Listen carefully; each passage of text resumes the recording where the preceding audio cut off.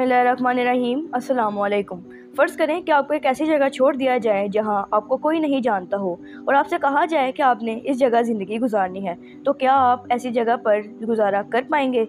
असल में हकीकत यह है कि आजकल का नौजवान एक रियल मैन नहीं रहा। उसके अंदर विल पावर की बहुत कमी है। आजकल नौजवान अपनी नाकामी के लिए या तो गवर्नमेंट को कसूरवार कहते हैं या अपने घर वालों को। तो आज की इस वीडियो में मैं आपको ऐसी स्किल्स बताऊंगी जो कि अगर आप एक रियल मैन बनना चाहते हैं तो आपके पास होनी ही चाहिए। याद रखें कि ये वो स्किल्स हैं जो आपको एक लड़के से पावरफुल मैन बना सकती हैं। Number 1, fighting. फ़र्ज़ करें कि आप अपनी वाइफ या सिस्टर के साथ कहीं जा रहे हों और कोई लड़का उसे देखकर कोई ऐसी हरकत करे जो कि काबिल बर्दाश्त ना हो, तो ऐसी सिचुएशन में आप क्या करेंगे?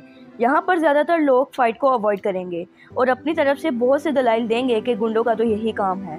ये हम पढ़े लिखे और जाहिल लोगों में यही फ़र्क है कि हम झगड़ते नहीं हैं और समझदारी से ऐसे लोगों को इग्नोर करते हैं। लेकिन रियलिटी ये कि इनके अंदर लड़ने की पावर नहीं है। ये डरते हैं और ऐसी सिचुएशन से भागते हैं और फिर नतीजा ये निकलता है कि ये खुद अपनी और अपनी वाइफ की नज़रों से गिर जाते हैं। इसीलिए अगर आप एक पावरफुल मैन बनना चाहते हैं तो अपने अंदर से इस डर को दूर करें, और अगर आप इसको दूर करना चाहते हैं तो आपको ऐसी सिचुएशंस में फ़ाइट करनी होगी। अब शायद यहाँ पर कुछ लोग मेरी बात से एग्री ना करें और ये कहें कि मैं लोगों को लड़ने पर उकसा रही हूँ, लेकिन याद रखिए कि हर इंसान की ज़िंदगी में कुछ लिमिट्स होती हैं।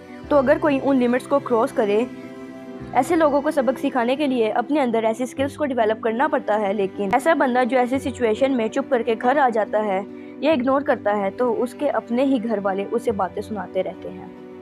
Number 2, ability to diffuse conflicts. एक रियल मैन की दूसरी निशानी ये है कि जहाँ इसे लगे कि लड़ाई की ज़रूरत नहीं है और मामला बातचीत से हल किया जा सकता है तो वो अपनी गुफ्तगू से ऐसे सिचुएशंस को हैंडल कर लेता है। हमारी सोसाइटी में ऐसी बहुत सी लड़ाइयाँ अरूज पर हैं जिनकी शुरुआत छोटी सी बात पर हुई थी। आइए इसे एक एग्जाम्पल से समझते हैं। किसी गांव में 2 भाई रहते थे जो कि खेती बाड़ी का काम करते थे। वालिद की वफात के बाद दोनों भाइयों में ज़मीन का बंटवारा हुआ, लेकिन इनकी ज़मीन में एक दरख्त ऐसा था जिसका कुछ हिस्सा एक भाई की ज़मीन पर था और बाकी का दूसरा हिस्सा दूसरे भाई की ज़मीन पर था। दोनों ने कहा कि ये दरख्त मेरा है। बस इसी दरख्त की वजह से इनके अंदर ऐसी लड़ाई शुरू हुई जो कि इनकी अगली नस्लों तक जारी रही। एक मैन की ज़िंदगी में ऐसे बहुत से पॉइंट्स आते हैं जहां पर उसे 2 लोगों की लड़ाई को ख़त्म करना पड़ सकता है। हो सकता है कि आपकी अम्मी और वाइफ की नाबंदी हो या आपके दोस्तों के दरमियान झगड़ा हो गया हो। तो ऐसी सिचुएशन में अगर आप एक रियल मैन हैं तो आपको इनके दरमियान कन्फ्लिक्ट्स को सॉल्व करना आना चाहिए। Number 3, positive attitude. कुछ लोगों को आपने देखा होगा कि जब भी वो कहीं जाते हैं तो हर कोई उनकी इज्जत करता है, उनको रिस्पेक्ट देता है, उनका वेलकम करता है। उनकी मौजूदगी दूसरे लोगों के लिए एक प्लस पॉइंट होती है। एक रियल मैन फजूल नहीं बोलता और पूरे एतमाद होकर आंखों में आंखें डालकर बात करता है, और किसी भी ऐसी सिचुएशन में जहां इससे गलती हो जाए ये फ़ौरन सॉरी बोलकर मामले को वहीं ख़त्म कर देता है। ये दूसरों की बात को टोकता नहीं है और अक्सर जब 2-4 लोगों में बात हो रही हो तो सबसे आखिर में बोलता है, जिसकी वजह से दूसरों की तनकीद से बचा रहता है। एक रियल मैन बस वही बोलता है जहां उसे लगे कि उसकी बात को इम्पोर्टेंस दी जाएगी।